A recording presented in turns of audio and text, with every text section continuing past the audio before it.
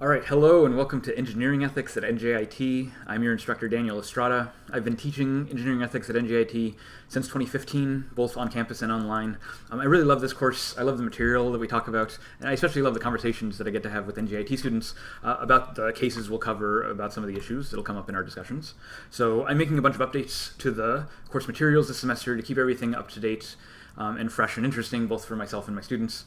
So I hope you enjoy the material as much as I do. I hope you get something out of this course. Good luck this semester. So this is the welcome video for the course. I'm recording this in the fall of 2021. The purpose of this video is to introduce myself. Hi, I'm Dan. And to say some things about our goals this semester. My info is on the screen.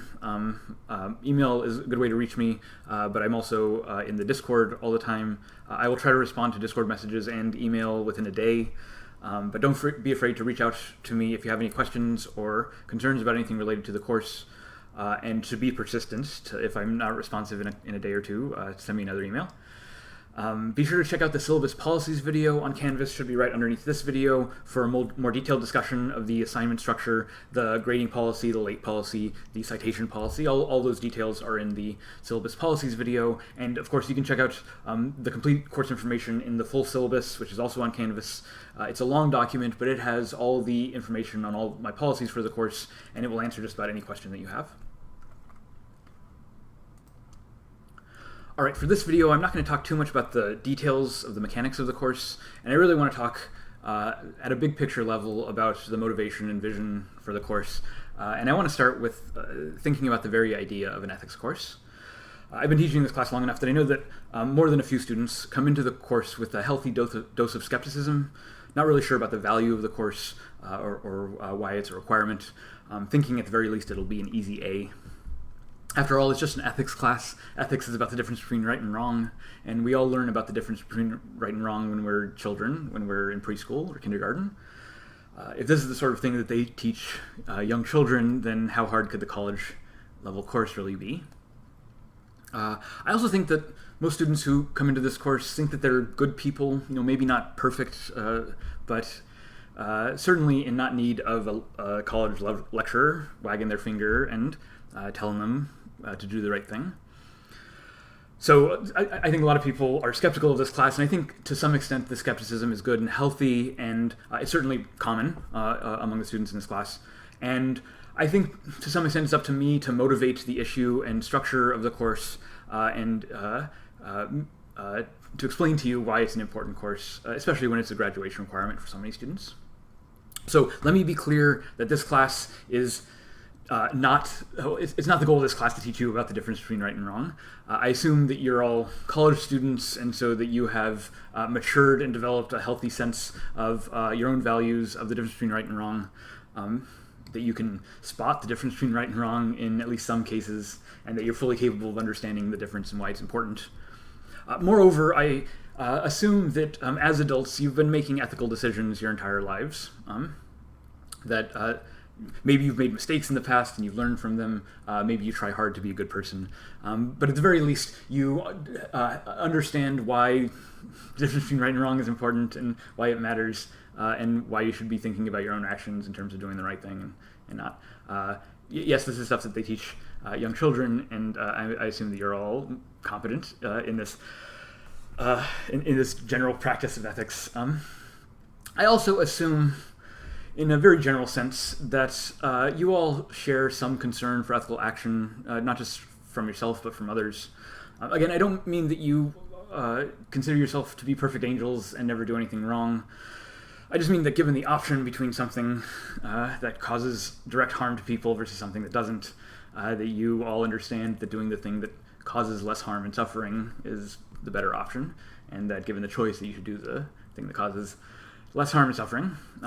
Again, I understand that we're all human, we all make mistakes. I assume that all of you, including myself, have made ethical mistakes in the past, and that you will continue to make ethical mistakes in the future. Hopefully, when you make these mistakes, you learn from them and try not to repeat them. But again, we're all human, and mistakes is part of the game. And more importantly, that making moral mistakes is an important part of moral development. The way that we grow as people is by learning from past mistakes. And so I'm taking all that stuff as granted. I don't intend to wag my finger and scold you about ethics as if I am a paragon of ethical virtue. I'm not. I'm also human, just like you all. I do think it's reasonable for this class to assume that people coming into the class have some general concern for ethics and safety. You are all potentially going to be future engineers or professionals in some field, potentially making decisions that put human lives at risk. And I assume that going into these fields, you all generally want to do good things. You want to keep people safe. You want to avoid doing bad things and harming people, at least as far as that goes. Because look, if you don't already have a healthy sense of the difference between right and wrong and why it's important, then there's not a whole lot that I will be saying in class to convince you otherwise. I can't give you a proof that you should care about the safety and well-being of other people. If you don't already see why it's wrong to cause unnecessary harm and suffering, then you might need to take those preschool classes again. Like if you're a professional engineer and you get 2 project proposals and one of the proposals, like the proposals are the same in every detail except one of the proposals involves the slaughtering of a bunch of puppies and kittens. Hopefully everyone who's taking this class now understands that you're going to want to pick the proposal that involves the least amount of unnecessary suffering of puppies and kittens. If you don't already understand that, this is maybe a bigger issue than I can deal with as an ethics professor in a single semester. Seriously, if you have any interest in harming others or yourself, this is an issue for mental health professionals, safety professionals. This is not something that I'm qualified or capable of addressing in this class. If you need to talk to someone, drop me a line. I'm happy to chat about anything, but I'm not a mental health professional. I'm not equipped to engage in those sorts of issues. I'm also not very interested in passing judgment on people in a crisis. That's not the goal of this course. I'm not hoping to convince you that life is worth living, that your life is meaningful, and that you should care about the lives of others. Hopefully that's all taken for granted for all of the students in this class. So I'll take for granted as a general prerequisite for the class, a general concern for ethical action. I'm not going to spend a lot of time motivating ethics at a fundamental level. If you're not already on board with this whole ethics thing, as a concept, you might struggle a little bit with the class. To be clear, I am quite happy to explore the philosophical nuances of ethics and its foundations. There are certainly interesting philosophical issues at the foundations of ethics and how it's motivated. And we will introduce several ethical theories in class. And I'm not really committed to any of them. If you see issues with the ethical theories that we're talking about in class, by all means, engage them critically, raise objections and concerns. I will assume that when you are raising skeptical objections to the ethical theories in class, that you're doing it respectfully, but that you're also doing it with an interest of building better theories and of creating a more just and peaceful world, and that you're not just doing it for the wanton nihilistic rejection of ethics as such. Okay, so not going to explain to you the difference between right and wrong. Another thing that this class is not going to do, maybe some of you have had work experience, maybe working for a large organization, or maybe working for a government agency, a state or federal government agency. If so, then you've probably had to sit through ethics training sessions before, usually alongside other orientation sessions. Sometimes these are videos that you watch or PowerPoint slides that you click through. I, as a New Jersey Institute of Technology lecturer, university lecturer, I am also a New Jersey State employee, which means every couple of years I have to take the New Jersey State mandated ethics orientation session, ethics training session. At the session, they explain things that New Jersey State employees need to be reminded of on a regular basis, such as Title IX protections against sexual discrimination, sexual harassment or discrimination. Also, the various state and federal laws against bribery and corruption. These are things that are reminded to us in these PowerPoint slides and these ethics training sessions. And I've been working in New Jersey for long enough that I've had to do these several times. If you're familiar with this kind of orientation or training session, you know that there Not the most engaging material. They're certainly not looking for a lot of feedback or critical scrutiny or really discussion at all on the policies. The policies, the training sessions are really just there to tell you about the policies and not designed to get a lot of feedback from you on those policies. I don't mean to knock the importance or sort of administrative and bureaucratic uses of these training sessions, but people don't enter into these training sessions with a lot of expectations for the educational value or insight or sort of critical engagement that they'll get to have.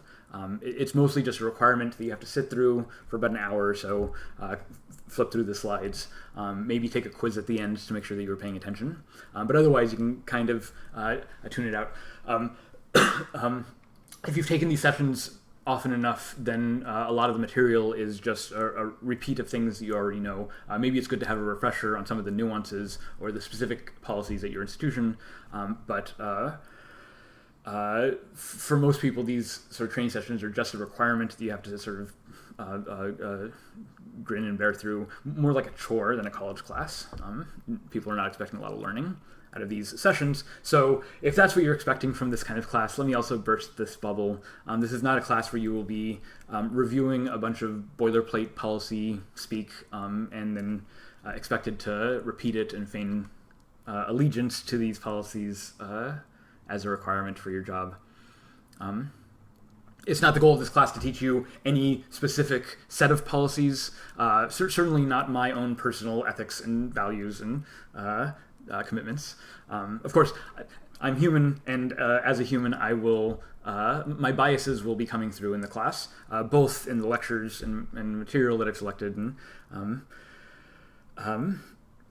so I want to make clear that this is not, the point of the class is not to agree with my views or repeat my views or even to engage my views at all. If you notice my biases but just don't engage them at all, that's fine with me. If you explicitly disagree with me and want to sort of call out some of the biases you see in my own presentations and lectures in order for critical engagement and to better understand the ethical issues at stake, I'm perfectly happy with that.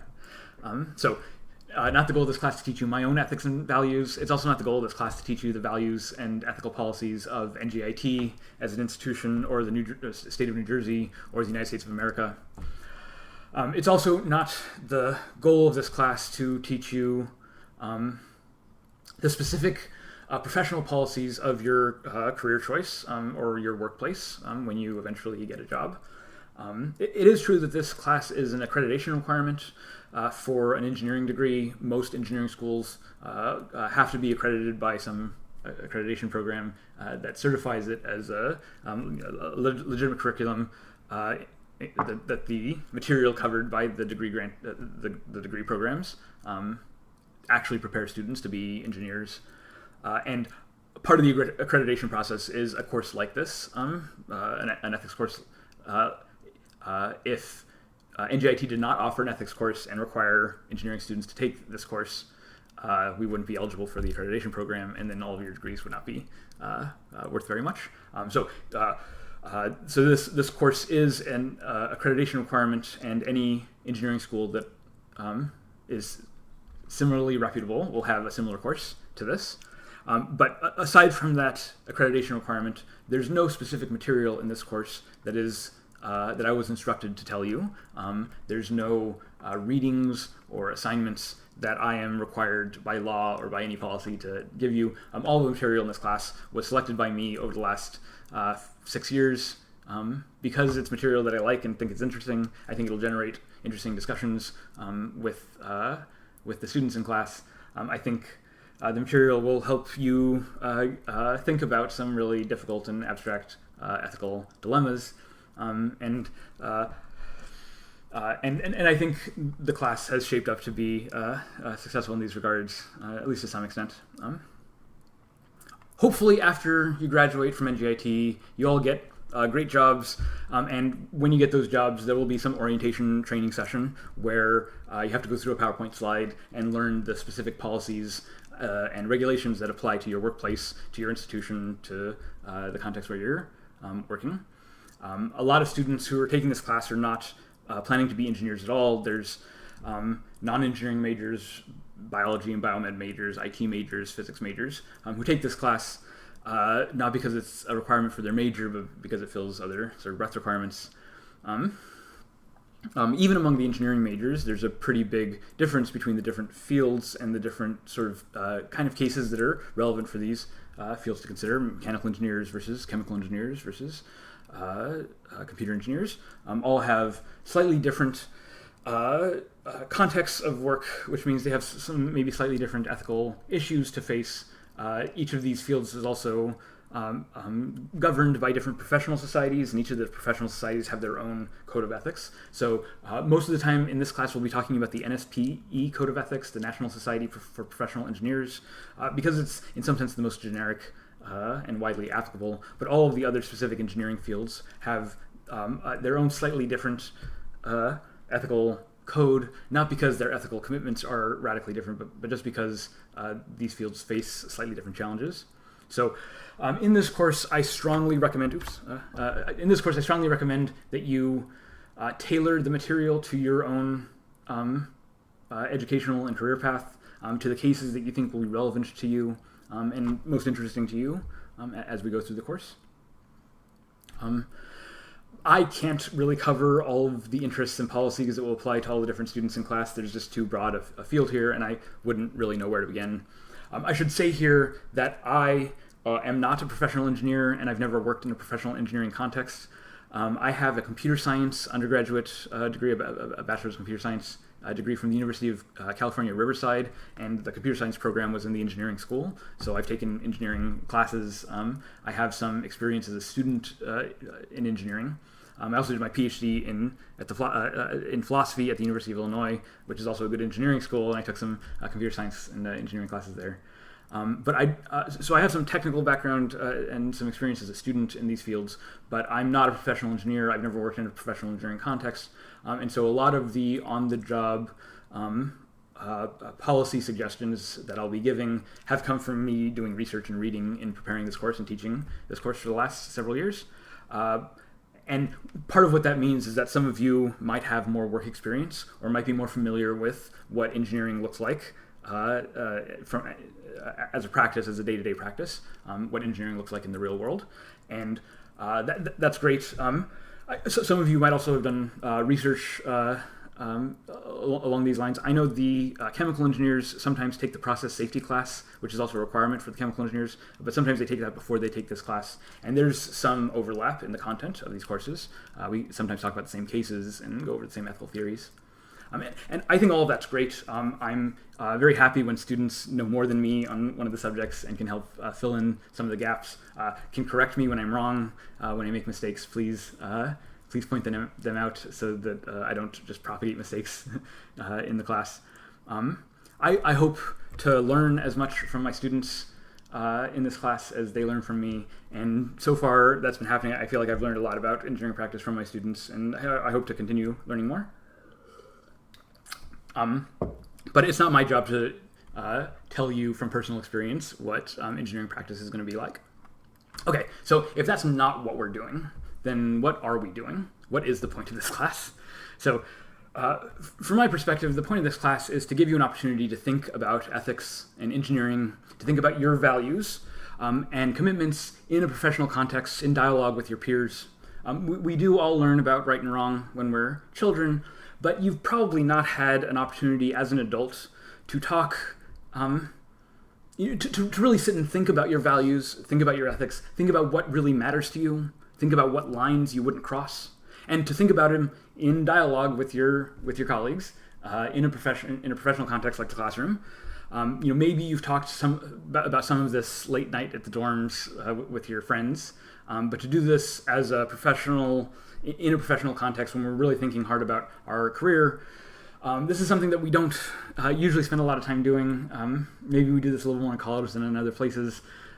But for the next 15 weeks, this is your primary task. For the next 15 weeks, not just NJIT, but the accreditation programs that govern engineering programs across the country have decided that you should be spending time thinking about ethics, thinking about values, thinking about your commitments, and what matters to you. So I want you to take advantage of this opportunity to actually use these 15 weeks productively to actually think through some of the issues that we'll be talking about in this class. In other classes that you've taken at NJIT, math and physics classes, there's often homework sets, problem sets that you have to do, and the point of these problem sets is to help you practice the material, to really drill in the formulas and the concepts that you need to be successful at that task through repetition and practice. So I kind of want you to think about this ethics class in the same way. There will be homework assignments, but there's nothing you have to memorize. There's no dates or figures or names or concepts. There's no vocabulary quiz that you'll have to take. But I do want you to practice ethics. So there's weekly assignments, and they take some time to do. But don't just do the assignments to finish them. Really think about the material, really sort of sit with it and think about what you think. Block off some time where your only responsibility is to sort of stroke your chin and consider the ethical dilemma that we'll be considering in this class. For some of you, this will be the only time in your entire careers that you have a dedicated block of professional time to reflect on your ethics and values. That might seem like a lot of time. 15 weeks might seem like a lot of time if you've never spent any time thinking about your values. But if you look at this from the span of a 30-year career, 30-plus year career, 15 weeks thinking about ethics is really just a drop in the bucket. And later on, when you have that great job and you have a bunch of clients and bosses breathing down your neck and a bunch of responsibilities, maybe responsibilities where human lives really are at risk, maybe in those high-stress situations, making a decision won't be as easy, and you won't have the same kind of free time and the luxury of sort of sitting back and really reflecting on what your ethics and values are, how you feel about this whole ethics thing. So the big goal of this course is to give you that opportunity to spend that time now. Spend that time now when almost nothing is on the line.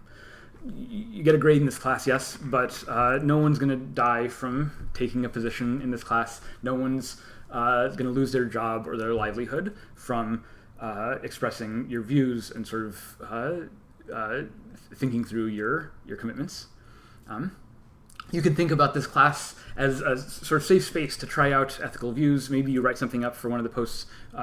Maybe you're expressing a view that you're not really sure of, but you're sort of trying it out. And then after you write it up and sort of see how your essay reads and how people are responding to it, maybe you change your mind. That's good. It's showing that you grow as a character. You're going to get a grade on that paper either way, and no harm, no foul. So in this class, you have the dedicated space to practice and think through ethics in dialogue with your peer to get a better sense of your own norms and values, your positions on a bunch of really complicated, abstract philosophical issues. And you can do that in a situation where there's almost no stress. Almost nothing rides on these decisions. And the idea is that by practicing your ethics now, that in the future, when there is some high-stress situation where the ethics matters, you'll be in a better position to make those decisions in the future if you spend the time now.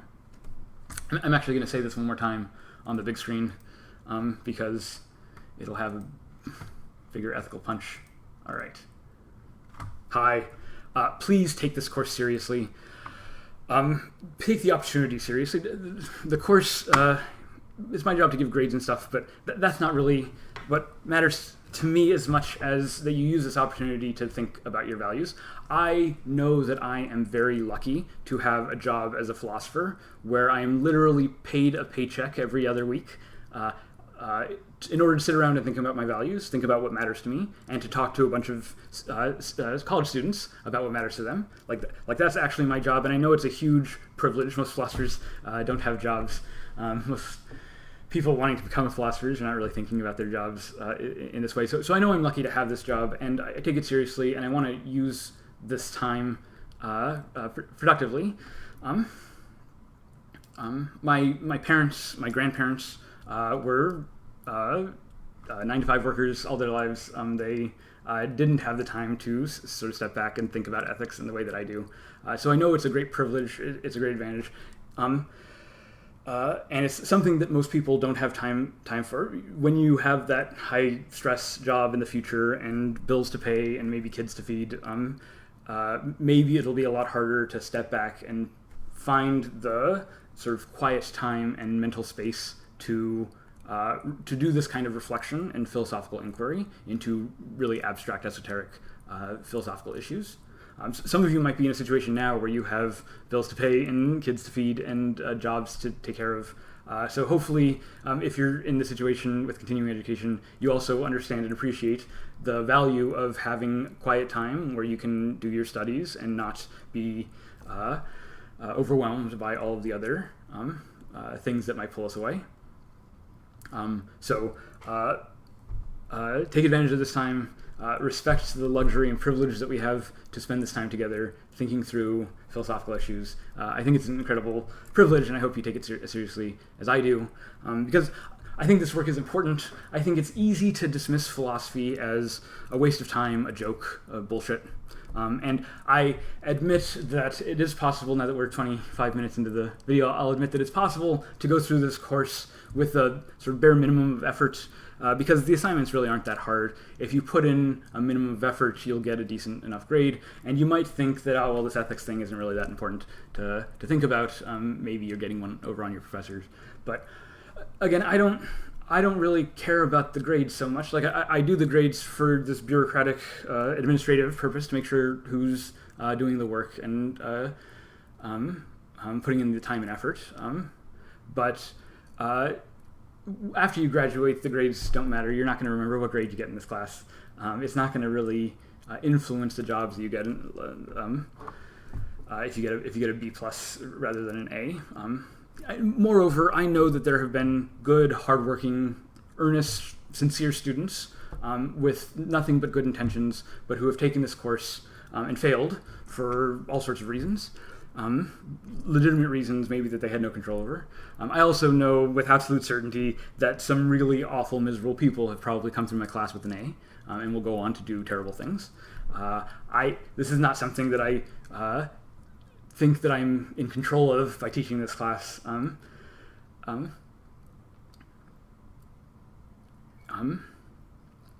If you appreciate that your time is precious, that our time together is precious, then I hope you engage the material productively. If you spend the time with this material, I think the assignments will be just as easy as if you just try to get by with the bare minimum, but then you'll also come away with this course with something valuable, with a stronger sense of your own values. Okay, so one last note here. As I said earlier, I'm recording this in the fall of 2021. We're going into almost 2 years of COVID crisis, and it's been shocking. It's been very difficult for everyone. And in this process, we've also seen staggering examples of institutional and governmental failures, of malicious people doing terrible things that have resulted in the loss of hundreds of thousands of lives. This is in just the last couple of years, and it's been very hard to deal with this process at all, and it's especially hard to watch this process unfold and then try to take seriously the demands of ethics. If some of the most powerful and influential people in the world can act in such malicious and rotten ways that are so destructive, and they're praised and find success, they become rich from these destructive and malicious acts, then why should any of us care about ethics? When so many professionals treat ethics as optional, why should anyone try to do the right thing? And I share these worries, I sympathize. Sometimes answering these questions is a struggle for me, and especially because I've done research on engineering ethics, and I know that the empirical studies on ethical courses are not very promising. It seems that people who take ethics courses are no better than anyone else at doing ethical tasks, at being an ethical person. They have these experiments that they run where there's some sort of minor unethical task you can do. Like there's pamphlets that cost $1, but it's just you put $1 in a jar to take the pamphlet, as opposed there's no one taking the $1 from you. There's no one actually watching you, and you could just take the pamphlet without putting the $1 in the jar. And it turns out that ethics students who are taking ethics classes, both engineering ethics classes, but also just general ethics classes in philosophy, are no better than anyone else at these sort of ethical tasks. They're just as likely to commit an unethical act as anyone else. And like, this shouldn't be surprising. They've been requiring these kinds of ethics courses for engineering majors since the 1980s. And several generations of engineers have come up through this process where ethics was a requirement for their degree. But obviously this long period of time with engineering ethics courses has not built a world free of corruption and abuse. And even if every one of my engineering ethics students makes the solemn pledge to never commit an unethical act, of course this is an impossible pledge to keep, but even if all my students keep that pledge, it's only a fraction of the engineering students in the country or in the world, and just those engineering NJIT students making that pledge wouldn't be enough to change the systemic conditions that so often reward corruption, abuse, greed, negligence, and so often punish honesty and integrity. Those systemic conditions aren't going to change by me wagging my finger at you and telling you to do the right thing. But I think that for the systemic conditions to change, more of us have to be in a position where we're prepared to have difficult conversations about our ethics and values, where we're prepared to talk with each other honestly about what matters to us and how we can work together to build a better world. And my hope is that we make some movements in this direction, but really my hope is that the students coming through this course leave this course with a commitment to taking ethics seriously, and that they're more prepared to talk about ethics, both about what they themselves believe and what decisions they're willing to make, what lines they're willing to cross or not cross, but also how we can work together, how we can listen to each other and build a world that works for all of us. Hopefully you leave this class with some tools and some solid hours of practice thinking through these challenges in a professional setting, in dialogue with your colleagues, and that you build a better sense of yourself as a moral agent. And the truth is that this is not something that I can teach you. These are lessons that you have to learn for yourself through exploration and practice and study. So please respect the privilege that we have, respect the work that it takes to have this privilege, the work from staff and administrators at NJIT and New Jersey State and at all the accreditation boards. Respect the work of your parents and my parents and our grandparents and all of our ancestors who have made this time and privilege and luxury possible. Talk about this material, think about it, talk about it with your friends, see what they think about it, present the case studies to them, and present the ethical dilemmas, and talk about this stuff with people. I don't expect by talking about this that you'll figure everything out and that you'll solve ethics once and for all. That's not the expectations. Hopefully, if you do the work this semester, you'll just be a lot more comfortable talking about your ethics, your values, and how they intersect with your career and your professional goals, and how they contribute to the world that we all share. All right, so that's all I'm going to say in this video. Make sure to check out the other videos on Canvas for more information about the course assignments and syllabus policies and all that stuff. Again, good luck with the course this semester. Good luck with everything. Be good to yourself. Take care of each other. Bye.